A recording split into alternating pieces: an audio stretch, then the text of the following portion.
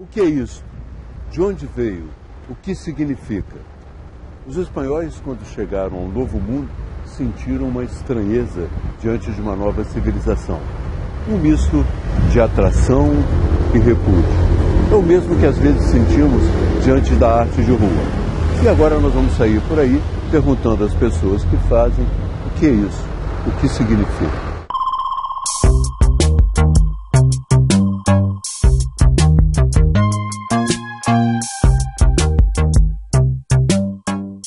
No princípio era o verbo, pelo menos em nossa busca para entender a arte de rua. As frases de gentileza, o profeta das ruas do Rio, são explícitas. Gentileza gera gentileza e o carnaval, com tantas mulheres nuas, é coisa do diabo. Mas hoje o verbo é mais complexo, pois surge num outro alfabeto.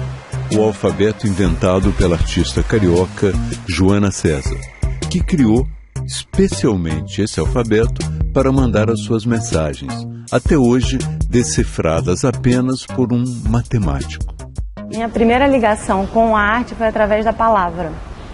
Então, um interesse muito grande por literatura e pela escrita. Eu imaginava que eu fosse seguir, de repente, uma carreira literária. Eu tinha, assim, essa fantasia de que eu poderia escrever e poderia mostrar isso, mas ao mesmo tempo morria de medo de mostrar o que eu fazia. E isso era uma constante no começo da minha juventude, de produzir e destruir, produzir e cobrir textos, escultura, pintura. Eu sempre dava um jeito de esconder aquilo e era dramático, porque a minha vida não avançava. As meninas da minha turma, elas começaram com essa ideia de mandar bilhetinho umas para as outras, bilhetinhos codificados e em substituição. Então a letra A era substituída por um coração, a letra B por um quadrado. E era sempre a imagem daquilo era boba. E aí eu comecei a desenvolver um código onde eu pudesse ter o meu diário. Eu gostava muito de escrever meus pensamentos, meus sonhos, as minhas paixões. Então eu tinha esse diário e esse código serviria para que ninguém nunca pudesse ler. É colocar um texto diretamente em contato com um universo enorme de pessoas e ao mesmo tempo impossibilitar essas pessoas de entrarem dentro desse texto ou desse universo. Então era uma forma de eu poder tocar sem correr o risco de ser invadida. E você perguntou se tinha em mim uma expectativa de ser lida. Acho que sim, porque em um dos textos que eu escrevi na rua, eu escrevi uma mensagem para um possível desvendador. E dizia isso, dizia: olha, você chegou até aqui, que agora consegue percorrer essas linhas e tudo faz um sentido maior para você, que bom. E essa pessoa, ela chegou, né? E chegou até essa mensagem e foi para ela, enfim. Eu ainda não sabia que essa pessoa chegaria ou que existiria, mas que é o Paulo, que leu. O interessante é que você acreditou uma mensagem mais espiritual, né? Foi uma chave. Quando eu percebi, num determinado momento da minha vida, que eu podia usar essa minha dificuldade, que era a minha dificuldade de mostrar, como energia para desenvolver um trabalho e não como uma coisa que me prejudicaria, porque sempre foi assim um ponto negativo. Caramba, eu faço tantas coisas, mas não saio daqui, não mostro para ninguém. E eu inverti num determinado momento, eu passei a usar toda essa minha dificuldade como força para o trabalho acontecer. E aí passei a investir nisso, coloquei toda a minha energia em cobrir de novo o que eu quero mostrar. Esta frase foi escrita num muro do Rio por um jovem que gostava do seriado japonês National Kid e foi uma das mais discutidas e repetidas. Ninguém exatamente sabia o que era, mas essa fórmula às vezes atrai, como o lema escrito no estandarte da famosa Banda de Ipanema, Iolesman Crispeles. Bom, a história do Selacanto começou em 77, no Colégio Rio de Janeiro, lá em Ipanema. A frase eu peguei do seriado National Kid, um seriado japonês que repetia até a exaustão aqui quando eu era garoto, e marcou aquele momento da onda entrando e o Dr. Sanada falava assim, canto provoca maremoto. Aí resolvi escrever isso com giz dentro de uma sala do colégio. Escrevi uma vez, gostei várias vezes, enchi a sala de Selacanto provoca maremoto, escrito com giz. Depois bolei uma moldurinha que tinha uma seta para baixo com uma gota. Aí passei a escrever com isso, escrevi essa frase em tapume, usando giz, depois com um pincel atômico, até que comprei o primeiro Color Jet, que era um spray de tinta. E aí comecei a espalhar esse negócio, peguei uns amigos que gostavam, tinha uma forma gráfica, um grafismo especial para botar aquilo, e dava trabalho, porque era uma frase com 3 palavras, sujeito predicado, tinha moldura, tinha a gota, então dava trabalho, precisava de olheiro para ficar de olho no que estava acontecendo, e virou uma febre. Acabou que eu consegui alguns colaboradores, fizeram em Washington, no metrô de Paris, e mandavam para mim a foto, então foi sensação. Eu era reconhecido na rua, mas não era figura pública ainda. Até que meu pai trabalhava no JB na época, até hoje a gente lembra disso de vez em quando, e ele sugeriu, meu filho, olha, estão querendo fazer uma entrevista com você, sugiro que você se mostre a público, mostrar que você é um garoto de família, que você estuda, não é nem um vagabundo. Eu topei. E aí saiu na primeira página do então Caderno B, em julho de 78, se não me engano, reportagem, eu tinha cabelo pra caramba, e fiquei na minha cama, entrevistaram lá, foi até a Joelle que fez a reportagem. E o resto é história, estou falando sobre Selacanto até hoje, com 53 anos. E esse Selacanto que provocava o maremoto, para mim é a coisa que melhor expressa toda a perplexidade da sociedade brasileira quando ela estava passando da ditadura braba do Médici para a distensão do Geisel até chegar à abertura do Figueiredo e até esse arremedo de democracia Sarney que nós estamos vendo aí agora. Naquela época a frase ela diferenciava do que era o resto. O resto das pichações do Rio de Janeiro, que aliás hoje acho que emporcalham a cidade horrivelmente, naquela época as pichações eram marcações, eram como se fossem logotipos, que não tinham significado. Alguém botava nome, mas uma frase que dizia alguma coisa faz outra coisa, ou Selacanto provoca maremoto, como tinha a lua vai cair, ou Perdigoto salva Selacanto, quer dizer, eram frases curtinhas, e que naquele tempo de final de ditadura, ficava esse mistério. O que será que significa? Será que é um teaser de uma campanha publicitária? Que, aliás, depois a B. Moreira usou a frase Selacanto provoca maremoto como campanha. E teve risca de giz também, era um jeans da Inega, se não me engano, que também usou a marca. Me disseram na época, você podia ter ganho dinheiro com isso, nunca ganhei nada. Mas o clima de mistério que existia naquela época, e também as ideias que pintavam relacionadas à frase, alguns atribuíam que era ponto de encontro de traficante, ou era uma frase conspiratória, ou comunista, subversiva.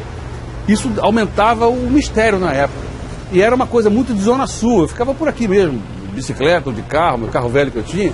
Então criava marcou um tempo, marcou um lugar e tinha essa coisa do mistério. O que será isso? O que será isso? Nunca ficaram sabendo. Depois que a matéria saiu, que ficaram o pessoal que lembrava do National Kid, isso era aquele peixe do National Kid, aquele monstro tosco que abria a boca, entrava um barco. A explicação é só essa. Além do verbo, as formas e as cores sempre me atraíram. Na Rua Augusta, por exemplo, uma espécie de museu a céu aberto. Este estacionamento abriu suas paredes para uma experiência desse tipo na Avenida Ipiranga. É parte do movimento chamado Wall Ride. Isso aqui vocês fizeram de comum acordo com o dono do posto? Isso, esse aqui é um estacionamento e a gente fez uma parceria, né? Ele abraçou o projeto, que eu acho interessante, nada mais justo que da rua para a rua que vem os carros e um estacionamento na frente do Copan, um dos ícones do Brasil e do mundo. Então acho que isso daí tem alvará, tá tudo limpinho, tá tudo ok, seja bem-vindo. Eu sou idealizador, nessa minha pesquisa pelo mundo como artista cidadão, eu acho legal trazer essa contribuição para São Paulo com esse muro único, ímpar, onde os artistas podem comparecer e eu transformar esse muro numa galeria a céu aberto. Como é possível definir o que é arte, o que é puramente protesto e revolta nesse processo? Eu acho que assim, a arte, vou falar da pichação. A pichação é um manifesto artístico, né? Onde a pessoa pode expressar uma tristeza, uma revolta, uma alegria. É um traço livre. Então esse traço livre hoje chegou no grafite. A evolução do picho é o grafite. Então o grafite, arte de rua, colagem do Césper, eu acho que a evolução é esse o trabalho. Não tem uma regrinha. Eu acho que se você colocar uma frase, aí de repente você vê o protesto agressivo. De repente você vê uma colagem, ela passa uma outra mensagem. Esse é o Beco do Batman, na Vila Madalena. Homens e mulheres na noite pintando, até que são descobertos também pelas galerias. As galerias da Vila Madalena começam também a trabalhar com a produção dos artistas de rua. Primeiramente, a gente é um espaço, né, comercial de arte, formado pelo Coletivo 132 e a Full House. O Coletivo 132 vem a parte dos grafiteiros, né, e um art manager, e a Full House vem da parte das gravuras. Ambos os dois vieram dessa escola que é o grafite de rua, né? Então a gente já pinta isso, eu mesmo no caso eu pinto há 17 anos, né? Então esse lugar da Vila Madalena sempre foi um lugar turístico, onde tem o Beco do Batman, que a gente já pinta, eu pinto lá já há mais de 12 anos, e que o mundo inteiro vem aqui para ver. Isso também tem outros lugares na Europa, né, Hall of Fame, outros lugares específicos para você poder conhecer os grafiteiros do estado ou daquela região. Na sua opinião, quais as características da arte urbana aqui em São Paulo? Eu percebi que a diferença do grafite brasileiro é duas coisas muito básicas. Primeiro é que a gente tem bastante suportes, bastante muros para pintar, ao contrário da Europa, porque tudo é proibido, né, de se fazer. E o segundo é a plasticidade. Enquanto lá o spray é mais barato do que o látex, aqui no Brasil o látex é mais barato que o spray. Então, o que faz com que o brasileiro use mais látex. E isso, com a mistura do spray, dá uma plasticidade maior. Então, se volta um pouco mais para artes plásticas, em vez de só da linguagem da rua, do spray e do grafite. Quando os brasileiros criaram o estilo próprio, qual a diferença do estilo próprio deles para os outros? Então, um elemento? Sim, o elemento brasileiro, né?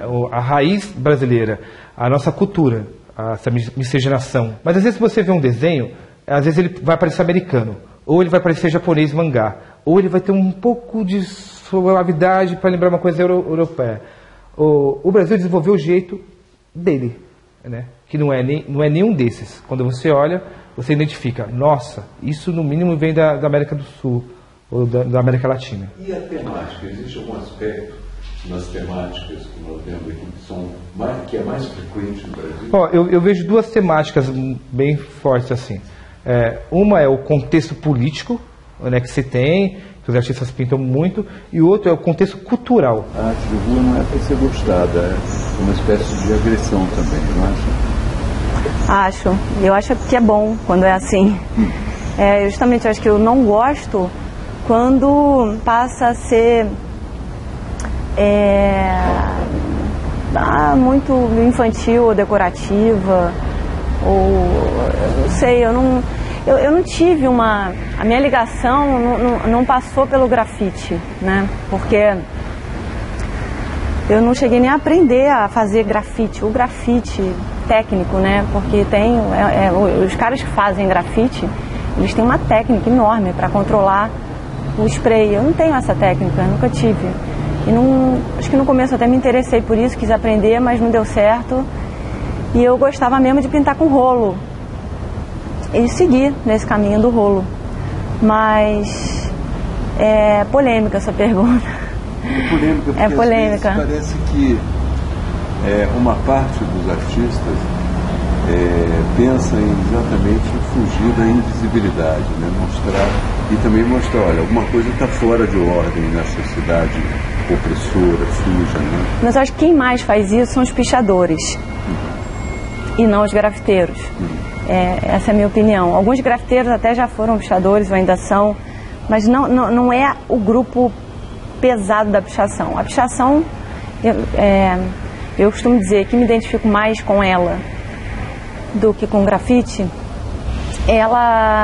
Eu acho que ela é sim um movimento muito duro de se engolir, porque é agressivo, porque não pretende não pretende compor com coisa nenhuma, então o cara vai lá e assina o nome dele, então não tem nada mais egoísta do que uma pessoa que cultua o próprio nome e que pinta dentro de regras que são regras muito parecidas com as regras das multinacionais, que o sujeito que é o que vai mais alto, ele é o mais respeitado. Então a questão da hierarquia, o cara que está acima, ele é o cara que é o bambambam da história.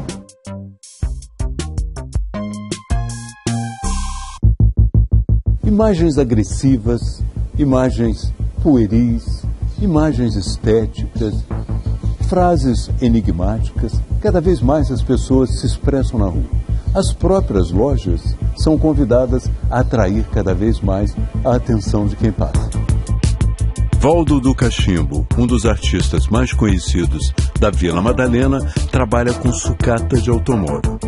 É dessa matéria que ele constrói a sua obra. Quais são os limites da arte de rua?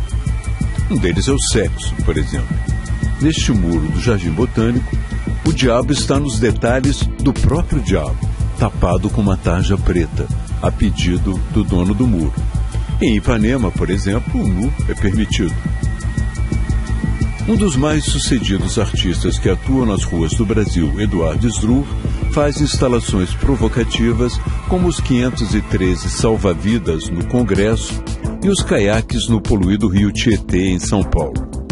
Mas a única que lhe valeu um processo foi a que colocou o boi bandido em cima de uma das vacas suíças daquele projeto Cow Parade, que espalhou vacas pelas ruas das grandes cidades brasileiras. É importante eu começar essa resposta pelo início da minha produção, porque eu tenho uma formação acadêmica. Pode não parecer, mas eu fiz uma faculdade de artes plásticas e eu vejo o mundo como um pintor, porque eu pinto há mais de 15 anos e continuo trabalhando com pintura. Inclusive aqui no ateliê você tem um universo pictórico em todas as paredes. E a partir dessa linguagem é que eu comecei a entender a cidade como uma plataforma de trabalho. A partir do momento em que eu comecei a desenvolver e fazer esses experimentos no espaço público, é que eu entendi que a cidade era uma tela em branco, onde eu poderia desenvolver essa pesquisa como artista e ampliar a mensagem do meu trabalho. Essa possibilidade de você sair dessa zona de conforto e realizar uma produção artística no espaço público, ela democratiza a mensagem, essa relação entre o artista e o seu público, e ela dá uma possibilidade maior das pessoas entenderem o universo da arte. E desse espaço mesmo onde a gente está fazendo entrevista, eu comecei a me dar conta de que o rio poluído, de que a ponte estaiada, de que uma arquitetura abandonada eram extremamente mais enriquecedores para uma pesquisa, e eles me davam uma possibilidade muito maior de trabalhar do que o museu, do que a galeria ou do que os espaços convencionais que a arte te proporciona. Então eu acho também que aconteceu uma absorção do circuito artístico em relação a algumas manifestações que a gente tem na rua. Vídeo grafite.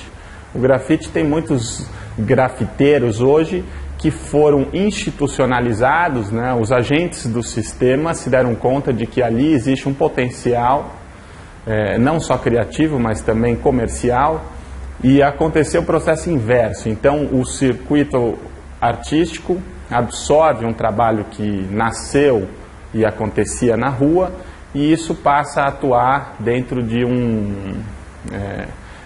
um circuito de curadores, galeristas, instituições culturais. O meu processo é um pouco inverso.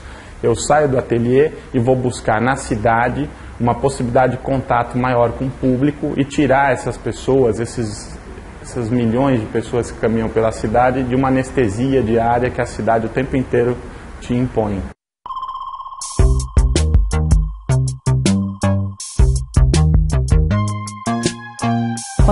Quando eu faço um código, quando eu pego uma frase em português, codifico essa frase e ofereço essa frase para você, e você não consegue ler o que está escrito, eu crio, na verdade, uma camada com a transformação das letras. Então, a camada existe, ela está ali, mas ela está ali porque as letras foram modificadas, e essa é a camada, você não tem acesso ao conteúdo.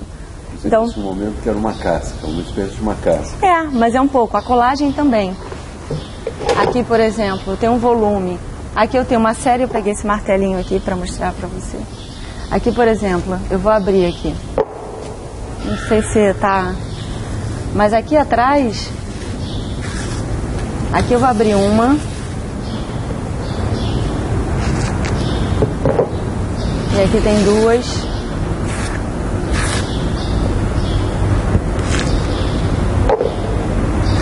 Então todo o painel, se você começa a descascar ele... Então quando eu escolho uma determinada imagem e coloco essa imagem na superfície, depois eu cubro essa imagem com outra imagem, e depois eu cubro essa imagem com outra imagem, e eu fico fazendo essa cobertura. Aqui são 8 camadas no total. Eu aqui abri 1, 2, 3, 4, 5. Ótimo. Tem mais 3 aí para baixo. E todas as camadas, elas querem dizer alguma coisa, elas têm uma importância para mim. Então, quando eu transformo esse painel usando essas camadas para criar volume, e é um volume que tem alguma coisa ali por trás. É diferente de um estofamento que não tem nada, mas ali tem uma história, tem alguma coisa que está por trás. Na verdade, isso é exatamente o que acontece com a escrita, que ela tem alguma coisa ali que é escondida por uma camada.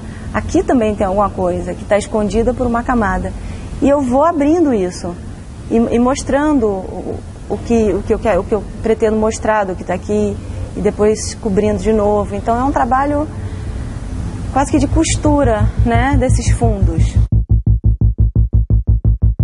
São muitas as camadas, e nem sei se alcancei as principais andando pelas ruas do Rio, de Osasco, de Curitiba e de São Paulo. Pelo menos, contando com o verbo, já temos algumas certezas. Gentileza gera gentileza, e selacanto provoca maremotos.